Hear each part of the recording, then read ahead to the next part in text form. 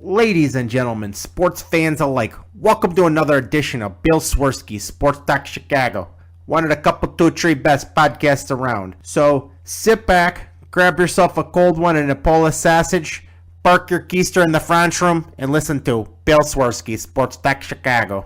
In Chicago, you know that all sports rock. The Bears, Hawks, Bulls, Cubs, and Sox. Pick your favorite, you can choose. As long as the Packers lose. For everything you need to know, it's Bill Swerski, Sports Talk Chicago. Bill Swerski, Sports Talk Chicago.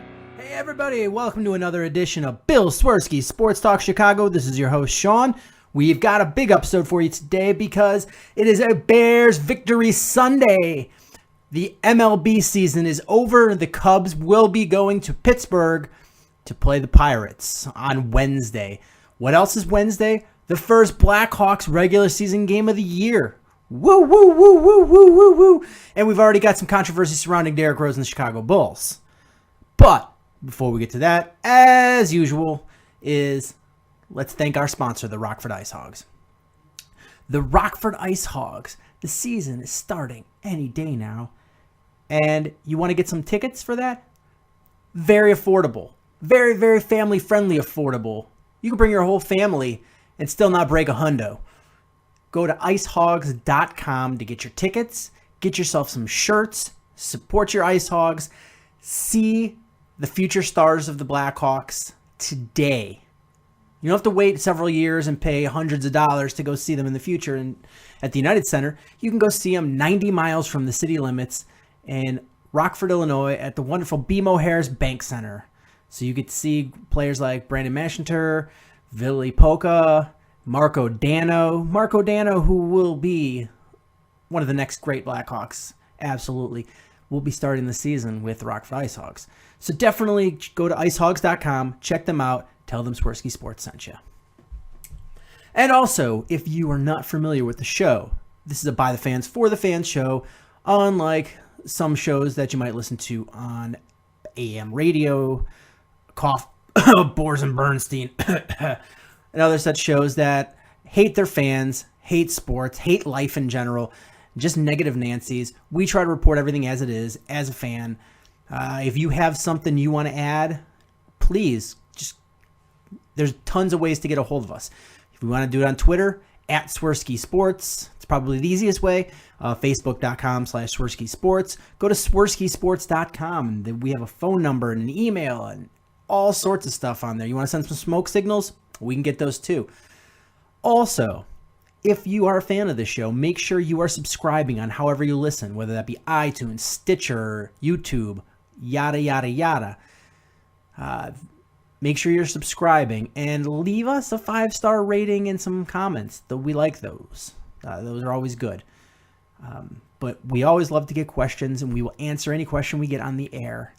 And with that, let's start with Bears Victory Sunday. Woo, woo, woo, woo, woo.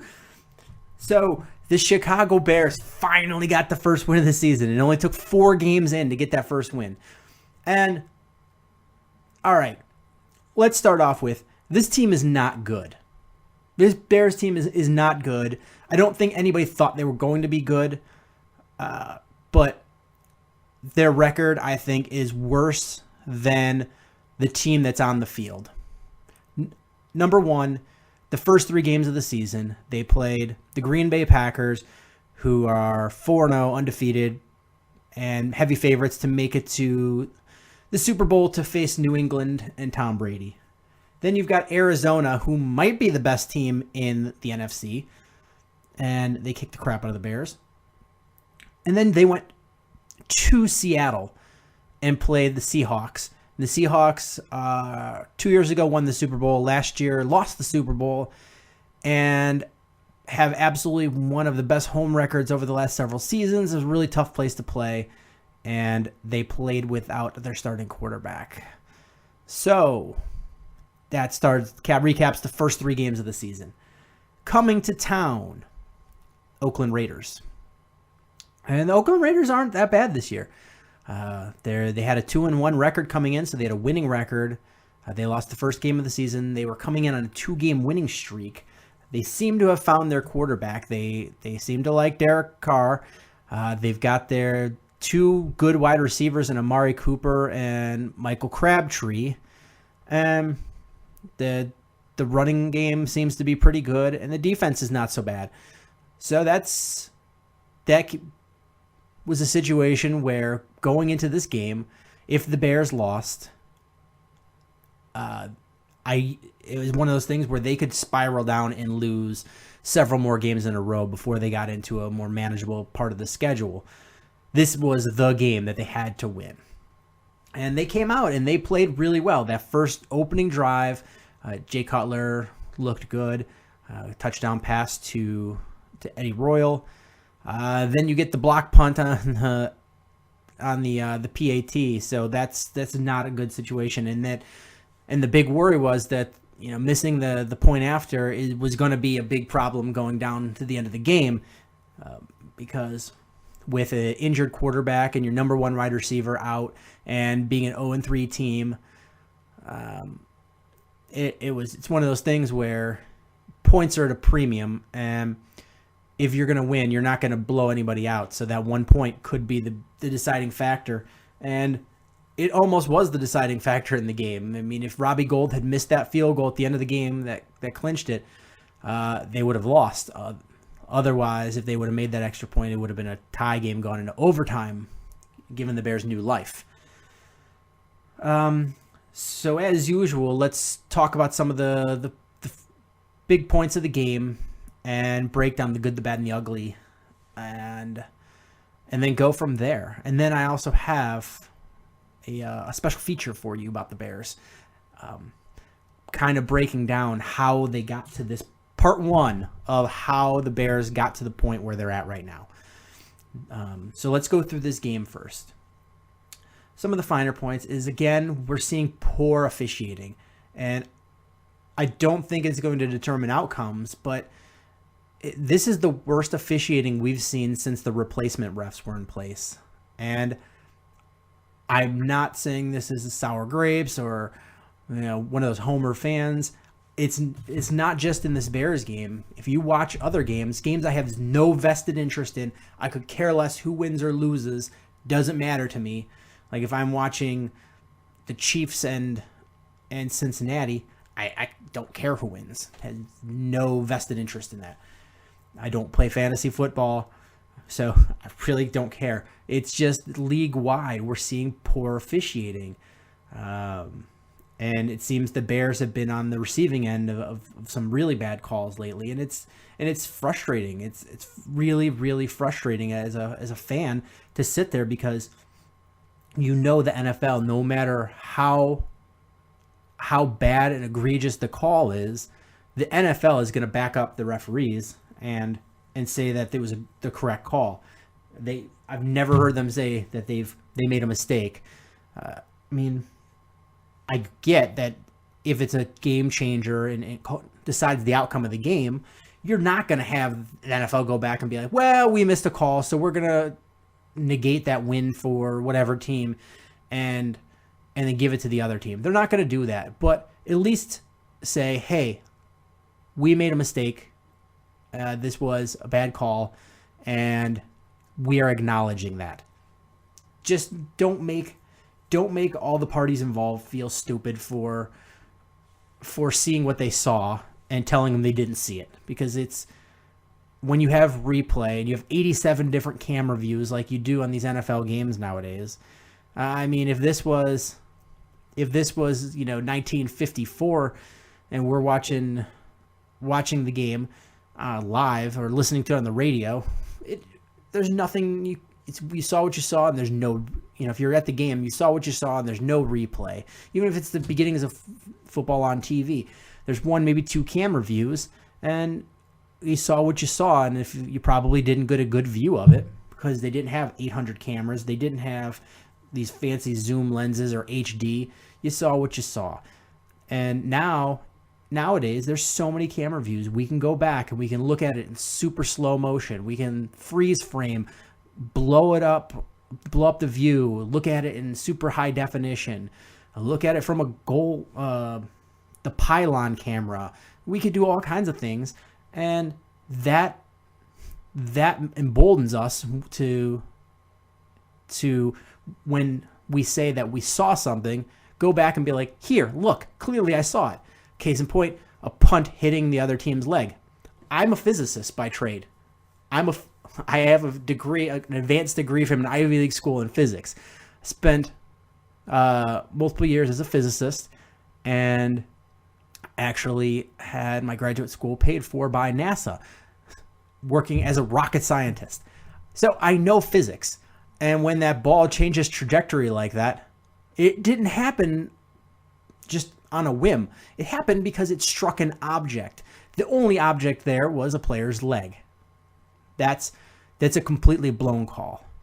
And that, going back to this game, is there was nothing that was super egregious. There was, the one that really got my goat was where they called illegal hands to the face on Porter when there was clearly not any sort of penalty, and it gave the Raiders a really important third down conversion that otherwise the Bears, Adrian Amos is now going to get forgotten that he came up and made an awesome open field tackle, and it should have been a stop, and it should have been the Bears' ball. Instead, they go down there and they score to take the lead. It's just little things like that they're missing, and these are not new officials. These are seasoned veterans that have been there for a long time that shouldn't be making these, piss poor calls. So officiating was really bad. What else? We have Antrell Roll got hurt. And to be honest, if the Bears had any sort of depth at safety, I wouldn't be bothered by this at all, because I don't think Antrell Roll has played very well this season. And I don't really like the chances of Antrell Roll making this team next year, because he just hasn't lived up to what the contract they paid him is.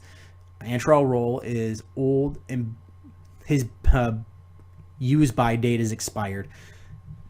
I don't think he has it anymore. And like I said, and in training camp, he looked overweight and sluggish.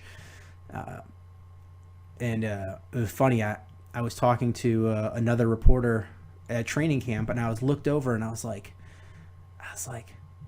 that can't be Antrell Roll. There's got to be two guys with the same number, because he's fat and slow. Like, they didn't just pay that much money to a guy that's fat and slow, and it was Antrell Roll. So Antrell Roll went out with an ankle injury. More importantly, Will Montgomery left with an ankle injury, which caused a shift in the offensive line. Is you already had Charles Leno starting at left tackle for Jermon Bushrod, which we'll get to that in a second. And then you had Matt Hronis Grasu was inactive for this game, so you couldn't put the center that you drafted to be the center of your future to put him in and play. Instead, you had to move Matt Slauson over from left guard to move him over to center, and then bring Vladimir Dukas in to play left guard. So you had three, from what you thought your starting five offensive linemen were going to be. All five are different from what you thought they were going to be going into the first game. We thought it was going to be Bushrod, Slauson, Montgomery, Kyle Long, and Jordan Mills. And what it ended up being was for today is Charles Leno, Vladimir Dukas, Matt Slauson moved over to center, and Kyle Long at right tackle. So it's all a hodgepodge. And it didn't look as bad as I thought it was going to be. But again, especially considered the Oakland Raiders have a pretty good pass rush with Aldon Smith and Khalil Mack. It didn't turn out as bad as I thought. But what are some other notable things? Robbie Gould hit 2 50-plus yard field goals. That was good, and makes me wonder why he can't kick a he can't kick off and have it go out of bounds and go out of the back of the end zone for touchbacks. What else? I guess those are the notable things. So I kind of want to go position by position and discuss what the areas were. Wide receivers. Eddie Royal had himself a nice game. Marquise Wilson had himself a nice game. He had one big drop in the fourth quarter that could have been potentially really bad for the Bears, but he ended up making some makeup catches later on that were spectacular catches that showed why the coaching staff had him as their third wide receiver and why I've liked him since they drafted him in the 7th round. I think he's a really talented guy. I mean, he's not going to be a number 1, number 2, but to be your 3 or 4, he's pretty good. He's a very good complementary wide receiver. So, considering that Kevin White is done for the season and Alshon still hasn't played in a regular season game, your top 2 wide receivers are out, and you're going with numbers 3 and 4 as your number 1 and 2. I thought the wide receivers looked all right. Tight end, Zach Miller had some holding calls and was a non-factor, but Martellus Bennett looked great. And this is a thing, is if you look at the other games Oakland played in the season, they've gotten torched, absolutely torched by tight end play. And you can see some of it is they don't have, when they're playing a good tight end, they don't have the linebackers to be able to cover a good tight end. And also, if you saw the wide open touchdown catch by Martellus Bennett, it wasn't that somebody missed a coverage. It's somebody didn't cover him. They had 2 guys covering Zach Miller and another guy that went out to cover the flat to make sure that the running back didn't go out there for a short pass. So it was just a complete blown assignment, and I think that's some of the difficulties that Oakland's had with their tight end troubles. So Martellus Bennett had a great game, had a fantastic, really important first down catch on that 4th down in the 4th quarter that preserved the win or helped them get the win. Offensive line, I thought the offensive line, considering all the things that happened, they didn't play so bad. Matt Slauson clearly had some difficulties with snapping the ball. He had a couple of floaters when he snapped the shotgun passes. Had one that almost got away from Jay, and had a bad snap that Jay never got. That got fumbled. But once the ball was snapped, he clearly is a very talented offensive lineman, and there was no problems with him making the blocks. Kyle Long still having a little bit of trouble out there at right tackle. I didn't think this transition would be that difficult for him, but it clearly has been. When he has space, he's getting beat a little bit, and he had some troubles against Khalil Mack until later in the game. But in the beginning of the game, Khalil Mack was getting back there and getting pressure and getting some his hands up in the passing lanes and knocking some balls down. Eventually, that slowed down, and Kyle got the best of Khalil Mack. But all in all, he's had a little bit of a difficulty transitioning over. But the offensive line as a whole played fairly well enough. They have played like this against Seattle or a really good defense? No. But against an average to above average defense like Oakland, it was more than enough. But they're going to have to improve if they expect to do anything. And going to the left tackle position is you've got Jermon Bushrod, you can't have a left tackle that has back injuries. That's just the beginning of the end. I mean, remember Orlando Pace? The guy was one of the best left tackles to ever play football, and the Bears brought him in for that one last season, and he was just miserable. I mean, he wasn't even serviceable. He was miserable. And it was because he had a back injury. You had Chris Williams, who you drafted is a very high draft pick, and he got a back injury right away, couldn't play. Now you've got Jermon Bushrod, who's got a back injury and a concussion, and God knows what else. And that's just the writing on the wall is that he's on the backside of his career as well. So I keep saying if the Bears probably should invest the first round draft pick on a quarterback, but the truth is that they could honestly spend that first round draft pick on a left tackle and do well for themselves. They could put it on a quarterback and a cornerback and a safety and an outside linebacker. There's a lot of positions the Bears could spend that first round draft pick on and still really improve the team. Quarterback play. I wanted to say Jay played a great game, except that bad pass in the fourth quarter Charles Woodson intercepted. And when Charles Woodson gets inducted into the Hall of Fame, if he doesn't say, thank you to my quarterback, Jay Cutler, for helping me get here, then he's a liar. Because he's made his bread and butter off of intercepting Jay Cutler. And it's just, the way that this offense is built with all the injuries to Jay, the injuries to Alshon, the injuries to the offensive line. Yawning. Should be yawning during my own show. I'm old. With all these injuries, you have to be able to manage, and you're not going to be able to put up these crazy amounts of points and be able to go up and down the field and have a shootout with somebody. So you can't have these big mistakes that shoot you in the foot, especially when you've got a lead and you're going down there and you've got the potential to kick a field goal, which will force the other team to have to get a touchdown in order to win the game. And the way that Oakland's offense was playing and the Bears' defense was playing, there's a really good chance that they were not going to get that touchdown and you were going to win by default without having to get the ball back and march down the field to score yourself. But instead, and the thing is the read on the play by Jay was right. It was the right play.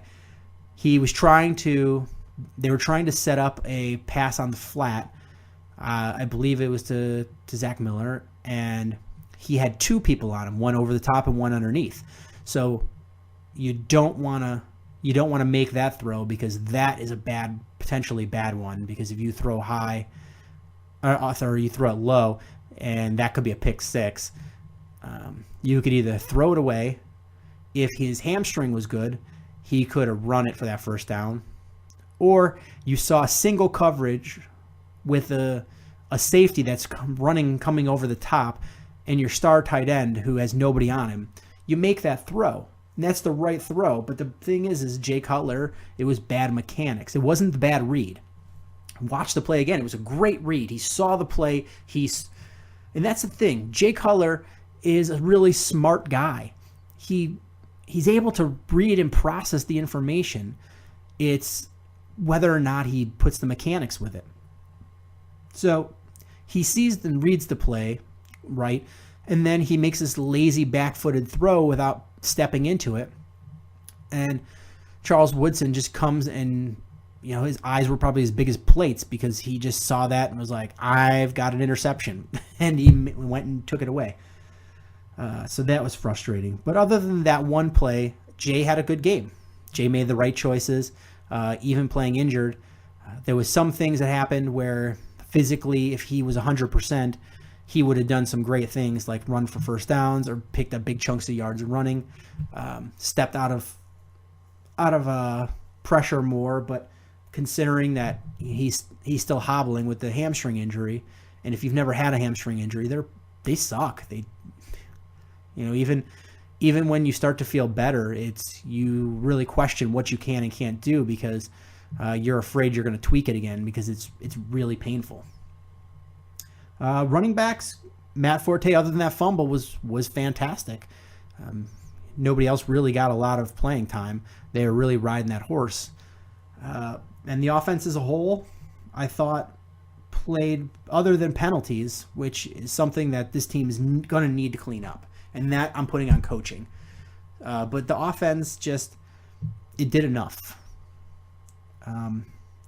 Moving over to the defense, the defensive line again is having a really difficult time getting to the quarterback, and what you want from your front defensive line is for them to get pressure and either get the sack, force the quarterback to make a bad throw, or rush the throw so he can't hit somebody in stride, or he doesn't know where they're, he gets the timing disrupted. Any one of those things. And this new scheme and the new guys they brought in, they're the ones that are supposed to be,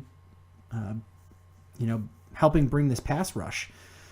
And it hasn't really been there. Maybe it gets a little bit better next week when Jeremiah Ralliff's back. I don't know. But they've been good against the run. It's just they haven't been able to generate that pass rush, that consistent pass rush. And the way that these defensive backs have been, it's, they can get eaten up. And but today, they actually held pretty strong. Alan Ball was listed as the starter, but I honestly don't even remember seeing him in there. Tracy Porter took his spot and had a pretty good game. Kyle Fuller had a nice game. First time in since the first half of last season that he had a really good game himself. And Adrian Amos had a very nice game. So the defensive backs were the MVP of the Bears defense because they had a lot of coverage sacks. And then a lot of the pressure that the Bears defensive front that they got on the quarterback was because there was pressure. It was because of the coverage. So the defensive backs for the first time all season got a good grade from me. The middle linebacking, we will all want to hate on Shea McClellan, but he didn't have a bad game. It was Christian Jones who played like crap today. I mean, you didn't hear him getting called out a lot, but there was a lot of plays that he just missed, and he's not getting there. And he seems like he's regressing a little bit. He was a guy that was a very good college player, but became an undrafted rookie, gets a shot, and he really starts to ascend, and you really think you're going to get something out of him. But he's starting to come back down to earth with the realism of who he is. All in all, I think the defense played a pretty good game. They got stops when they needed to. They held them to field goals instead of touchdowns for the most part. But I chalk this one up to a Vic Fangio win in the defense. It's because guys were playing aggressive. Everybody was put in the best position they could to make the best play they could. But the issue is for the Bears is this defense is still going to get beat a lot because they don't have the playmakers that they need. This was a win on scheme, not on talent. So what you're going to need for this defense to be good again is you're going to need at least two studs on this defense that are going to be able to step up when you need somebody to make that play. Like you need a guy like a Clay Matthews. Clay Matthews, he makes those plays when it's 3rd and 5. He's gonna help. He's gonna do something to make the play. He's either gonna come in and force the quarterback out of the pocket so they can't sit back there all day, or he's gonna make that great tackle at the first down marker to prevent the first down. You need a guy like Julius Peppers back in the day where he would have great pressure on those perfect timed plays. One of my all-time favorites, even though he plays for the team I hate the second most, maybe even more so than the Packers, is the Philadelphia Eagles. I loved Brian Dawkins, and he was a guy that at safety is when you needed a big play. There was your cornerback got beat by a wide receiver, and here comes a really good pass, and he came from out of nowhere over the top to either hit the wide receiver and knock the ball out or make a play on the ball. And that's what superstar players do. And the Bears don't have superstar players on that defense. Pernell McPhee might be their best player on defense, and I think he's okay. I mean, he's not a centerpiece that you build a team around that like they're trying to, but he's the best that they have. They we all thought Kyle Fuller was going to be that shutdown corner that they need, that really good corner, and he still might be. He's in his second year, and he was fantastic coming out, has all the tools, had a really good first half of his rookie season, and I think he just needs to get his confidence back because he had a nice game today. So the jury's out on him, but the Bears need a middle linebacker.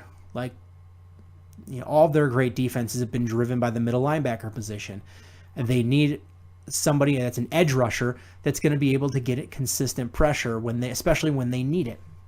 So this was a nice win for Vic Fangio and his defense, and the Bears players filled in admirably at that defense. But until they get these elite players that can come in and really set the tone for the defense, then they're just going to be an okay defense. And I guess I really forgot to mention during the offseason, between last show and this show, is the Bears made a couple of moves that sort of came out of the woodwork. The first one, the most impactful one, is trading Jared Allen to Carolina Panthers for a 6th-round draft pick. And I actually had some people saying, why couldn't they have gotten more? And that's a fair question. But honestly, I think this was a win for the Bears. This was a win for Carolina. And this was a win for Jared Allen. First of all, let's go with Jared Allen. He was brought in here to be a 4-3 defensive end. And that scheme changed prior to his second year with the Bears. He actually gave it his all and did his best to try to play that outside linebacker position, but he just couldn't do it. He didn't fill it in right, and he just didn't look very good in the system. So for him, he's a Hall of Fame career, and he's going to end up on a Willie Mays type note where he's just playing terrible at the end of his career, because partly because of his age and partly because he's out of position. And the Bears recognized that, so they sent him to a team that's a 4-3 defense that's going to let him be able to thrive as much as his 30-something-year-old body will let him. So he's going to get the best chance he has to put an exclamation point on a career and really finalize any doubts that he belongs in the Hall of Fame. For Carolina, it's a team that's out. They might be in the NFC, but they are not in the Bears division. And they had a big need for defensive end with some injuries and losing some people in free agency that they needed to fill. And the best option on the market was Jared Allen. So they're getting a bona fide 4-3 defensive end that can play, and they're going to be able to plug it in and continue playing their defense. And for the Bears, it was, well, why are we going to keep playing this guy when he can't play that position? Why are we going to keep paying him, even though we've paid him the bulk of the money of this contract? And people are like, well, we had some questions of why didn't they get more for him, and why did they pay him that giant roster bonus prior to the season? And I'll do the roster bonus. The reason they paid him that is if they could have traded him prior to that roster bonus, they would have. And they wanted to see what they had, is because maybe it worked out. Because it's not a bad contract if he's able to play that outside linebacker position, because if he can get pressure and you can get him lined up over a tight end, he's going to get a lot of pressure, and the Bears defense is going to be much better than what they really are. They're going to play a lot better. And nobody else wanted to trade for a guy with that kind of roster bonus. So it's either you cut him and get nothing and don't see what he could be, or you keep him. And why the 6th rounder? He's a 30-something-year-old guy who's still making a lot of money, and that's all the market. Maybe they could have got a 5th rounder, maybe even a 4th rounder, possibly if they waited a little longer for something that's desperate. But honestly, I mean, this isn't like baseball where you can get a really good deal for somebody trading them away. This is football, and draft picks are a hot commodity, and if you can't, you're not going to get a lot for serviceable players in draft picks. So like I said, maybe they could have got a 5th round somewhere, but you're doing the right thing by the player, and you're actually getting something for them. So I'm going to call that a win. The next move is they trade John Bostic to New England Patriots. And this says a lot. Both of these moves kind of, and the third move, which I haven't talked about yet, is the whole overarching reason for all of these moves and churning and things like that are Ryan Pace is trying to fix all of Phil Emery's mistakes. Phil Emery really, as much as Jerry Angelo wasn't great for the Bears, he at least put some players on this team. He drafted Charles Tillman. He drafted Lance Briggs. He drafted Brian Urlacher. He brought really legitimate talent to the Chicago Bears. He just wasn't good enough to keep his job. Phil Emery was just bad. He brought in bad coaching, bad talent, bad contracts, and Ryan Pace is going to have to tear all the badness out in order to rebuild. And usually with the NFL, you don't rebuild. You just sort of retool, and in a season or two, you can be right back in the thick of things. But this is a situation where the Bears want to be a continual, good team, like a Green Bay Packers or New England Patriots. And in order to do that, they're going to have to tear down and build back up, sort of like what the Cubs did. And it's not going to be pretty all the time. And so they got rid of a bad contract with Jared Allen that couldn't fit the position that they wanted him to play. John Bostic was a bad draft pick. He was a bad draft pick. He couldn't break into this, it was pretty much decided that he was going to be the guy that replaced Brian Urlacher because he was fast and he hit hard, and he couldn't play in the NFL. For as fast as he was, the game was too fast for him. And he eventually lost his job to DJ Williams, which wasn't so bad because DJ Williams is a legitimate NFL player, and had he had no health problems, could have been, a multiple-time Pro Bowler. In fact, did make some Pro Bowls. But, he just, when DJ Williams was gone, he was up against another bad draft pick, Shea McClellan, and an undrafted player in Christian Jones, and still couldn't win a starting spot. So what's the point of having him? He wasn't good on special teams. He wasn't going to break that starting lineup. So it was time for him to go. And then Brock Vereen was another bad draft pick that ended up not being able to play and wasn't doing well on special teams. So if you're not starting and you're not playing special teams well, and it doesn't look like you're going to be an eventual starter, what is the point of having you on that team? None. You're just a waste of a space of a roster spot, and you're a waste of money and time. So Brock Vereen had to go. And don't be surprised if there's more players that don't go. And they'll wait till they can find somebody to replace them. And it's going to be guys that either have contracts that are no good, bad Emery contracts, or they're going to be bad Emery picks. And you've already seen that they're cutting Emery picks and they're redrafting Emery picks. So they're fixing the things that Phil Emery did. So what I want to recap is there was a nice win for the Bears. They're still trying to get healthy. They're still trying to figure out their new defensive system.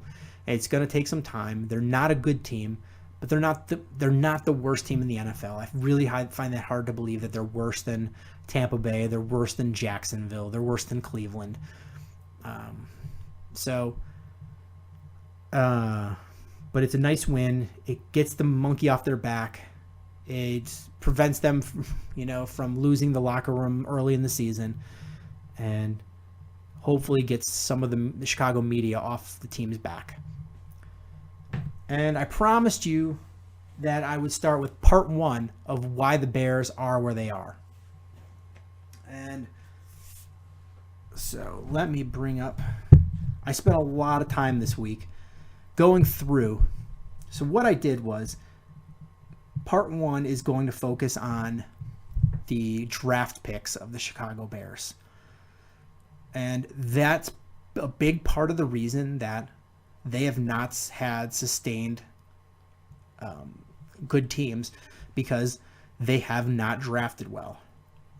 So I went through and looked at every single draft pick the Bears have had since 2005, so the last 11 drafts, and then I compared it with what the two elite teams over that time period have done, and that's the New England Patriots and the Green Bay Packers.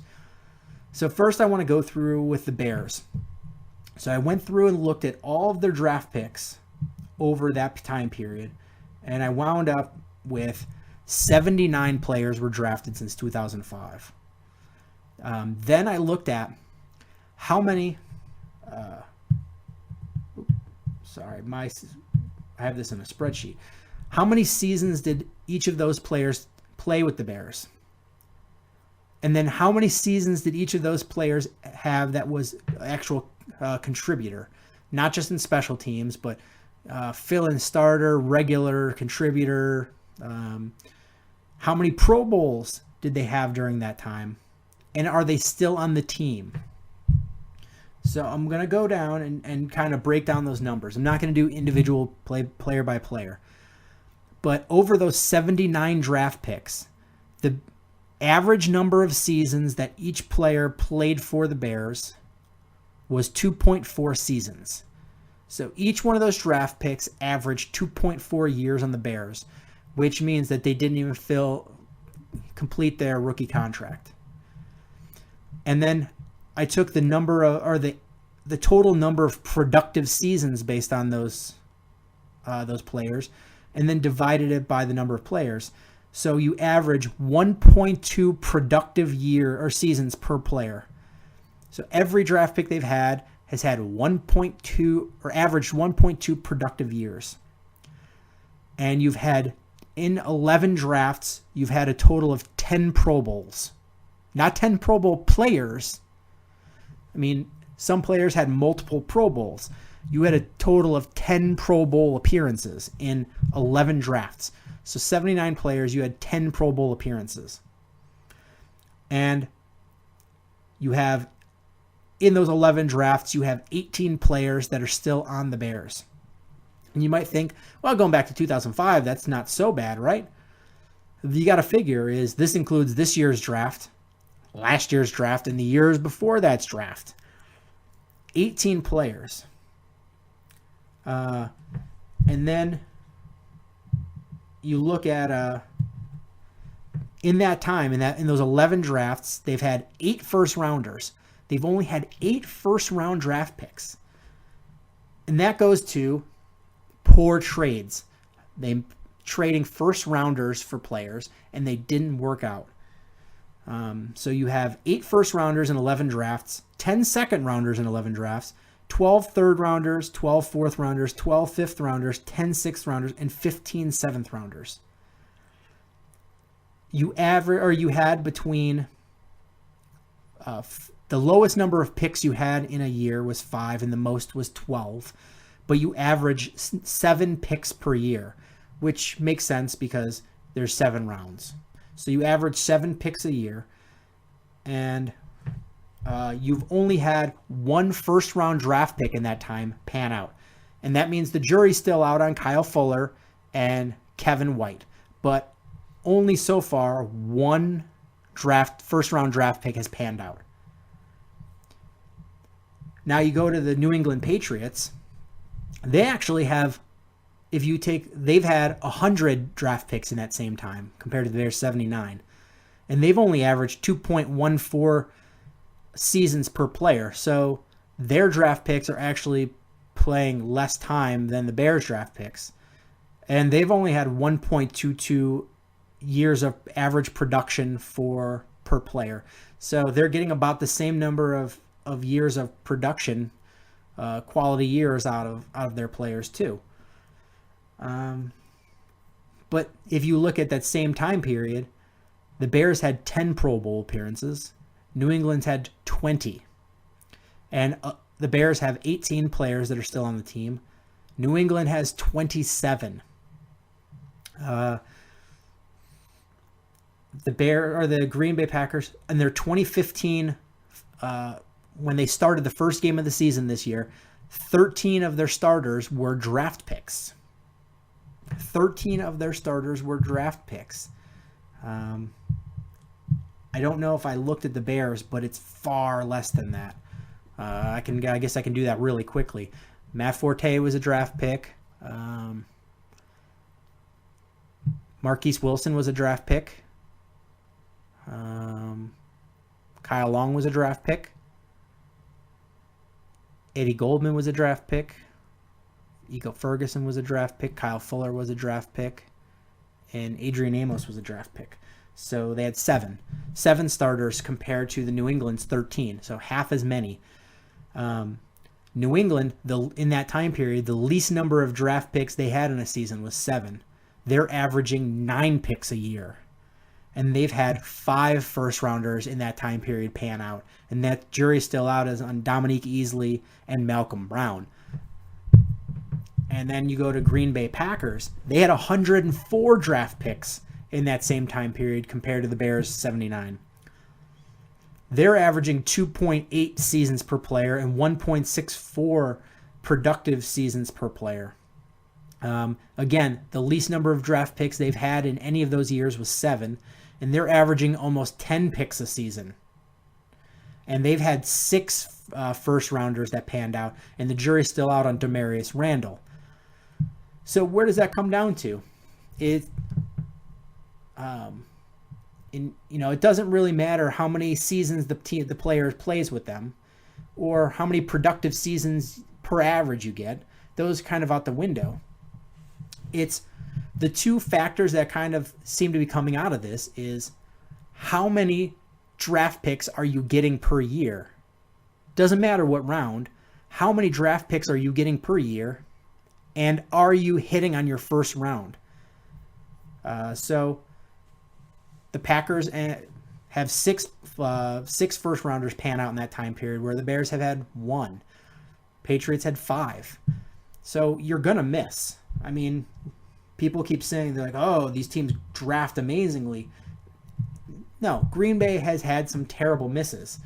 And in those 11, or since 2005, there's 34 players that are still on the Packers that were draft picks. 34 players and 14 Pro Bowls. But I mean, every team has players that don't pan out. The 2007 draft, the first round pick of the Packers was Justin Harrell. Didn't play very well. Then they drafted Brandon Jackson in the second round, and he wasn't very good. But then in the third round, they got James Jones, who's been very good for them. But their other third round pick, their fourth round pick, their fifth round pick, didn't turn out very well. The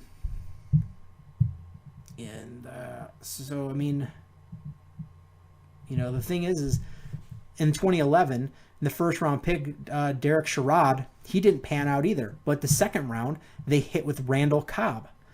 And their fourth round, Devon House, that was a hit too. So it doesn't matter where you're getting these guys. It's how many are you hitting on your first round, even if they're not you want them to be a superstar, but if they're not a superstar, they've got to be a guy that's at least contributing to your team. So your first rounder has to be at least be a contributor, if not a superstar.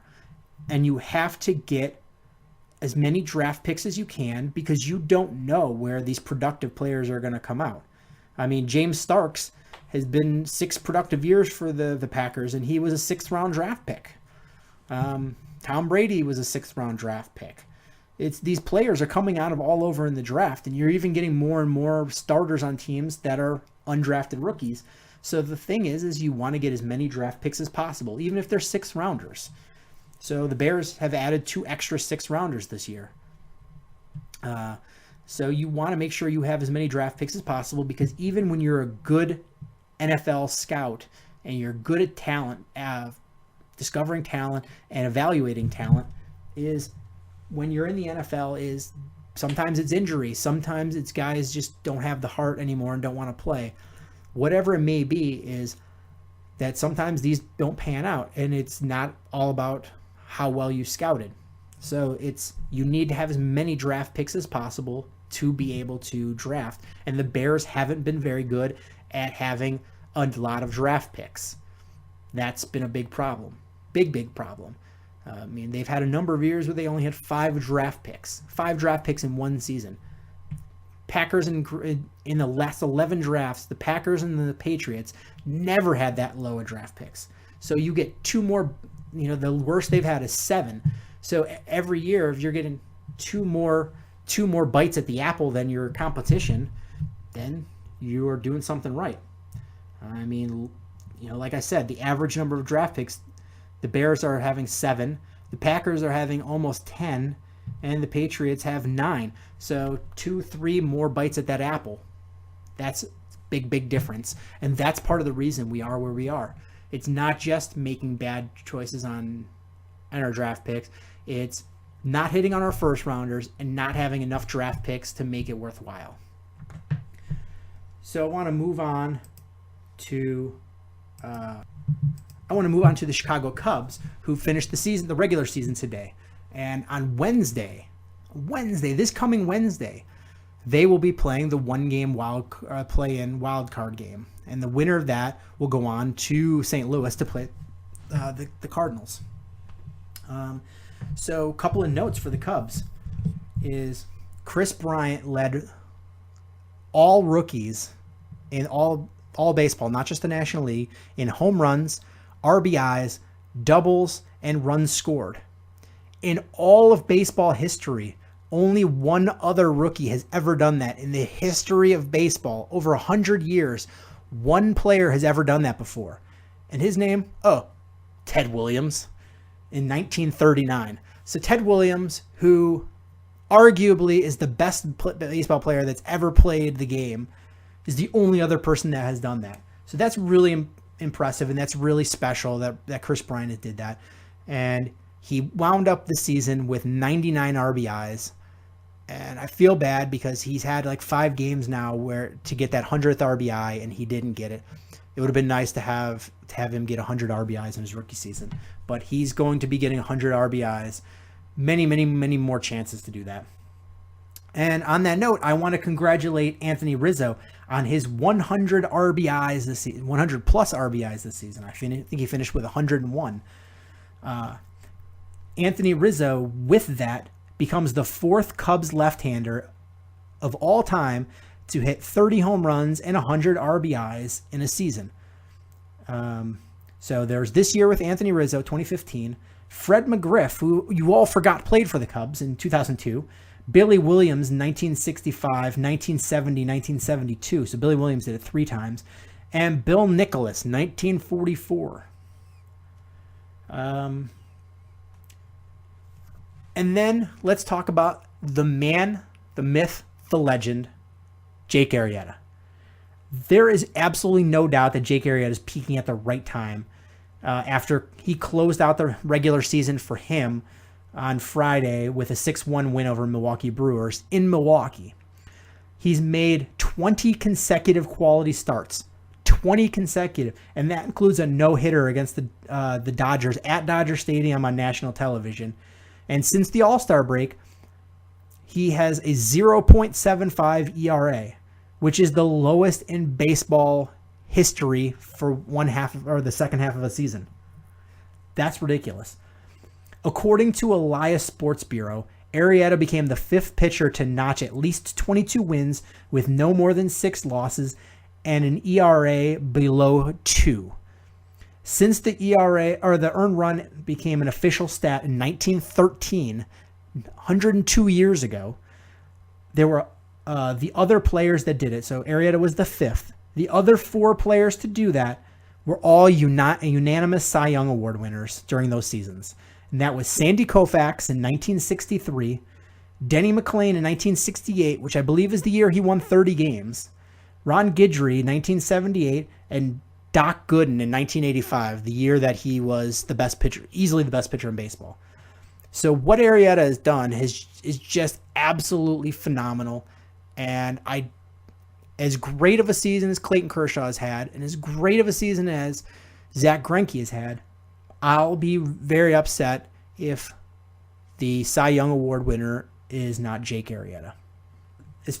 Looking at the Cubs pitching overall, if you look at the last 8 games for the Chicago Cubs, and this is kind of a thing, is you look when you're looking at the postseason, is you kind of look at the hottest team going into the postseason. Those are the teams that you expect to do well. Doesn't matter if they're the wild card and had to play that extra game and be on the road and have to start their best pitcher in that wild card game. It's who was the hottest team going in.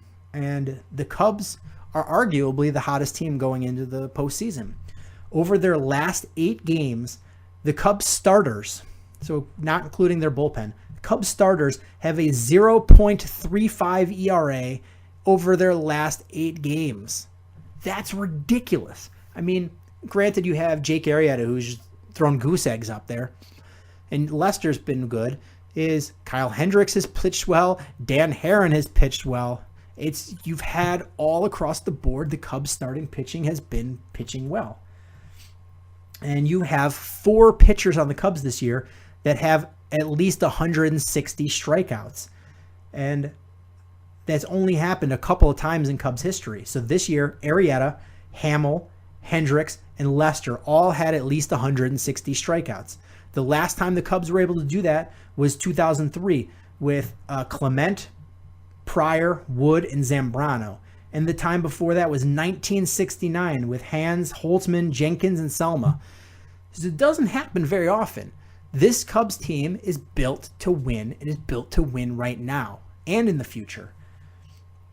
And then you have, some decisions to make as far as what you're going to do for your postseason roster. And I've heard some mumblings of, well, why would you put Castro in there? And the answer is that since his benching, Castro has been great. Since the All-Star game, he's batting .300 with a .325 on-base percentage and a .473 slugging with 6 home runs and 30 RBIs. Over his last 30 days, he is batting .392 with a .424 on-base percentage and a .696 slugging percentage. And of his 6 post All-Star game home runs, 5 of them are in the last 30 days, and 21 of his 31 second half RBIs are in the last 30 days. The guy is on fire, and his defense has been much better too. So you have a guy who's playing, he got the message from benching him, and moving to second base has been a blessing. His defense has been good. That infield defense is much better. You are turning all kinds of great double plays. Addison Russell is, if you look at fielding percentages and all of the advanced fielding metrics, and you rank the infielders, Addison Russell is the 4th best fielding shortstop in all of baseball. This is his first season playing shortstop, and he's the 4th best fielding shortstop in baseball. He's also the 4th best fielding second baseman in all of baseball, too.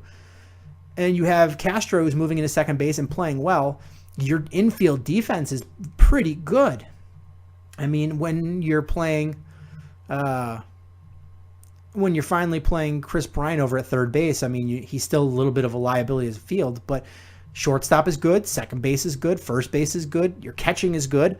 You've got a good infield defense, and that's what you need to do to win. So in the postseason, you've got the makings to hit home runs because you've got a lot of power hitters, to manufacture runs. The Cubs have had plenty of stretches in the season where they haven't been able to consistently score runs, but they've been able to manufacture runs with their great on-base percentage, working the count, driving out the starting pitcher early, and getting to the bullpen. Because maybe you have one guy that's pitching lights out that day, but if you can work him and make his pitch count go high early on, even if you're not hitting him, draw some walks if you can, work the count to 5, 7 pitches, 10 pitches if you can, as much as possible, and then get to the bullpen, because eventually you're going to find somebody that you can hit. You're not going to have everybody play lights out that, or pitch lights out that night. So the Cubs have been able to manufacture runs. They've been able to hit home runs. Their starting pitching has been on fire. The bullpen's been okay, and you've got a strong infield defense, and you've brought in guys to be defensive specialists at the end of the game to preserve runs when you need them. That, and you have arguably the best manager in baseball. It's the Cubs.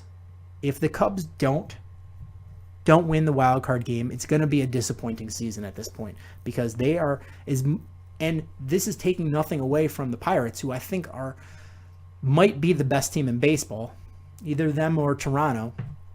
But the Cubs are just, this is a magical year for them. And the funny part is they're the second wild card. If they were in any other division in all of baseball but the one they're in, they would have won the division. Any other division in baseball. So if they were in the American League, they beat out Toronto, they beat out the Royals, they beat out Texas. If they're in the National League in another division, they beat out the Mets, and they beat out the Dodgers. The only two teams they didn't have a better record than were the Pirates and the Cardinals, who are in their division. Funny. And then the last two things I want to talk about with the Cubs is we were all talking about how hot and heavy the Cubs were for Jonathan Papelbon. After what happened this week and the way he's played, is how lucky are we that we didn't get Jonathan Papelbon? Where would we be at if we did get Jonathan Papelbon? He's as much talent as he's had in his career and his stupid dancing and what he did in Boston.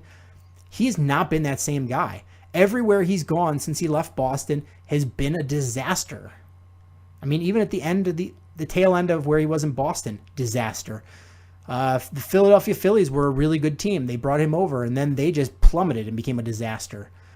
Brought him to the Nationals. The Nationals were all set to win that division and be a favorite. They were one of my preseason favorites to win the World Series, and they just fizzled. And then the guy who's going to be the National League MVP, he chokes him for not running out of pop-up to first base. He chokes the MVP of the league. I mean, it's absolutely amazing. I mean, I know Bryce Harper can rub some people the wrong way. The guy is a fantastic. He's 22. He's like half a year or so younger than Chris Bryant, and he's going to be the MVP with over a 10 WAR. The guy is going to be a Hall of Famer. He's absolutely phenomenal. If you're a mediocre end of your career, washed up closer that can't close anymore, you have no business choking a 22-year-old MVP. And the Cubs could have been saddled with that. And when they had some rough stretches, and you have Madden with a young team trying to hold everything together and doing a great job, and that team chemistry without any, all of their, other than Lester and, that's about it, is they don't have those older veteran presence. It's younger leaders like Anthony Rizzo. And if you have a sourpuss like Jonathan Papelbon comes in there, who knows, maybe they don't win that 4-game series against the Giants, and maybe they don't win the wild card. It's a butterfly effect. So thank God they didn't get Jonathan Papelbon. And the last thing I want to mention is a bunch of people set up a GoFundMe, which is a site where you can raise money. Like if you got a house fire and you need to try to raise some money to get an apartment until the insurance comes in, or buy some clothes, or get a new car to get to work, or whatever it is. You have some medical bills, it's yada yada. You set up these things called a GoFundMe. People donate money to you. And they set one up to bring Steve Bartman to the 1-game wild card game. and the postseason games. And I wish people would just leave this poor guy alone. I'm not going to lie, when it all happened, the Bartman thing, I was really angry at the guy. And as the years have gone on, I don't know if it's my perception has changed because I've let it go, or if it's because I've watched it enough and really processed it, what really happened, or if it's just I'm getting older and softer, is I feel really bad for Steve Bartman. I mean, if you watch, so many other fans were reaching for that same ball. He was just the unlucky sap that grabbed it. It could have easily been any number of other people, and he would have been an anonymous guy that had was at that game. They've already proven that because he had his headphones on, with the delay between what was happening in reality versus what was happening on the radio, he might have missed something, on the delay. And so finally, it wasn't him that cost him that game. It's, I'm drawing a blank on the shortstop, Gonzalez. He was a Gold Glove shortstop, and he boots an easy ball. They could have just ended it right there. They could have gone out and won the next game. They didn't. They gave it up. Cubs were the better team that year, and they choked. They choked. It had nothing to do with Steve Bartman, and I wish people would just leave this poor guy alone. You've already given him a hell of a time, and he's a diehard Cubs fan, and he hasn't gone to a game since. It's been how many years? Almost 10 years. And this poor guy, just let him live his life. You've already taken away one of his passions. Don't pour salt in the wound. So if you're out there, just leave the poor guy alone. And then a couple of more quick notes, then we'll wrap this up, is White Sox. I want to congratulate Chris Sale on breaking the White Sox single-season strikeout record. Chris Sale finished the season with 274 strikeouts to break Hall of Famer Ed Walsh's single-season mark of 269 set in 1908. So it's been a 107-year-old White Sox record, and Chris Sale finally broke it. So congratulations to him. Robin Ventura, to the dismay of many, including myself, will be back next year as the skipper, per Rick Hahn. And Jose Abreu became the second player in baseball history to hit 30 home runs and drive in 100 or more RBIs in each of his first two seasons. And he completed that in the White Sox 6-4 loss to the Royals on Thursday. And the only other player to do that in baseball history is Albert Pujols, who will be a Hall of Famer. So congratulations to Jose Abreu. Quick Blackhawks notes is in last night's preseason game, the Dallas Stars played the Chicago Blackhawks, and it was a bittersweet reunion with Patrick Sharp and Johnny Oduya on their new teams. And both players had a little bit of a hard time because it's a team that they've won with, and those are their brothers. And sure, if it was up to them, they would still be back. But it's the salary cap, and it's the way things work. And best of luck to Sharpie and Johnny Oduya in Dallas. Marco Dano, who was a guy that we expected big things out of, was sent down to Rockford, which was a little bit of a surprise move. But Marco Dano, it's going to be a lot like the Teuvo Teravainen situation, where he was brought over, highly touted guy, and they sent him down to Rockford, and it took him a while to get used to the game and figure things out. But when they brought him up, it was the right time, and he's done well since. And I expect the same from Marco Dano. I think he will be quickly called up. He won't spend a lot of time down in Rockford, but he's going to be a special player, I think. Brian Bickle was placed on waivers and cleared waivers, which means nobody was interested in him. But the Blackhawks that means they have 29 more days to send him down to Rockford, or they have to keep him on or put him back on waivers if they want to send him back down to Rockford. So he still could go back down to Rockford, but as it stands right now, he's on the Blackhawks roster, and I think this is a huge wake-up call for him. I mean, last year, he got healthy scratched numerous times, including in the Stanley Cup Finals, and it didn't wake him up. And now he's cleared waivers and could either be moved very easily or sent down to Rockford. So if this is not a wake-up call for him, then nothing is going to be, and Brian Bickle's career in the NHL is donezo. And Artemi Panarin is back, who is out for all of the preseason with an upper body injury. And he came back for the game, the last preseason game, and looked really good. Had 2 assists and great early chemistry with Patrick Kane and Anisimov in the Blackhawks 4-0 win over the Stars on Saturday. That dress rehearsal gave him some confidence that's going to go into the regular season, which begins Wednesday night, the same night as the playoffs for the Cubs, and that's going to be against the New York Rangers. And last but not least, we are already in this training camp for the Chicago Bulls. And once again, the center of it is Derrick Rose saying dumb things and Derrick Rose getting injured. When is this all going to change? Derrick Rose every season says really dumb things, and people keep making excuses for the guy. Well, he's just a kid. Derrick Rose is 27 years old. He's on the back end of his career already. He is not ascending still. He is descending. He's on the downside of his career. He's 27 years old. He's not a kid anymore. He has a rape allegation against him in the offseason. And he keeps saying, and I don't know the specifics about that, but there's some serious accusations. But I'm going to leave that alone. And because I don't know all the facts, so I'm just going to set that off to the side. But I'm just going to say it is something that exists. There's legal trouble, and he just keeps saying things that rub everybody the wrong way. The guy has played like no games since he signed this massive contract, and basically missed 2 entire seasons, and it has 2 more years left on this deal, and is still trying to work his way back into being a productive player on this team. And he's already talking about his next contract. And talking about, well, he's got to provide for his family.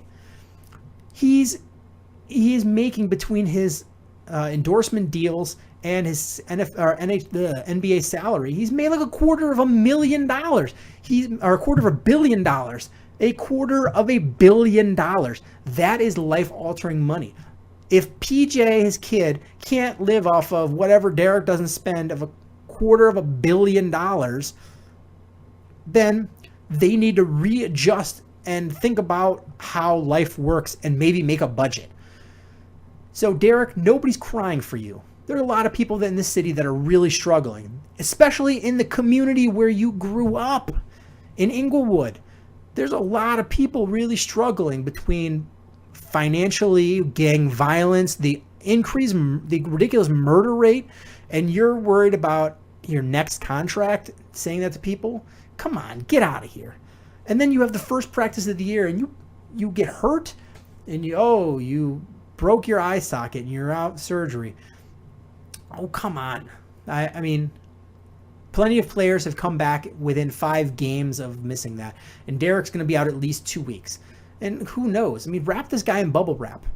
I gave him the benefit of the doubt the first injury and the first couple times he said dumb things. But at some point, you've got to draw a line in the sand and say, is this the guy that's going to take us to the promised land? And the answer is no. Derrick Rose is not going to be the leader of any team that wins an NBA Finals. It's not going to happen. He might be on a team that wins it, but he will not be the cog that drives that team. This is Jimmy's team, and Derek needs to learn to play with Jimmy, not Jimmy needs to learn to play with Derek, because Derek can be moved. I mean, Jimmy's not going to be he's another guy that's not going to be he's not a Kevin Durant. He's not a LeBron James. He's not a Kobe Bryant. He's not a Michael Jordan. You're not going to be able to put the whole team on his back, but he's a special player. And the Bulls have a lot of good players with Nikolai Mirotic, and Paul Gasol, and the back end of Joakim Noah's career, and you've got Jimmy Butler, and you've got a good team on your hands. And Derrick Rose needs to realize that if he doesn't shut his mouth, go out there and prove it, he's not going to get that next deal, and he's never going to win anywhere. So that's going to be about it. I want to hear your thoughts about Derrick Rose, and has your opinion changed of him over the last year, last couple weeks, last couple of months? And one more thing is, I remember I was at Giordano's Pizza when my daughter was born. My mother-in-law came into town from Philadelphia, and I had to drive her from the hospital back to our house so she could go to sleep and then head back to the hospital to stay with my wife and my brand new baby daughter. And we were starving. We hadn't eaten anything all day. It was the day she was born. And we stopped at Giordano's Pizza to get something to eat. It was the only thing on the way that was open. And they had all these Get Well Derek things on the wall. You could, buy whatever, and it went to a charity, and you could write up on there your well wishes. And somebody wrote on there, "You owe us a championship, asshole." And still to this day, A, I think it's hilarious, and B, he does. For the money we've given him, for what the team has done for him, and how much they've been behind him, no matter how many dumb things he said, no matter how many injuries he's had, how many, his dumb family saying dumb things, they've been behind him, and the fans have been behind him, and it's about time that he needs to shut up and put up. And that's it. So again, let me know what your thoughts on Derek Rose. And thank you guys so much for listening. And please tell your friends about this show. And thank you so much for listening. And until next time, bear down. Cubs win! What a lucky break! The good Lord wants the Cubs to win! We thank Ditka and God for all they have provided. Cubs win! Cubs win! Cubs win! Oh, I don't want her. You can have her. She's a Packer fan. She can't fit in my van. And she looks like number New Yorkers. Smoking crack is not legal on planes. Bears 31 to -7. The Bears. Oh, when the Bears go bearing down.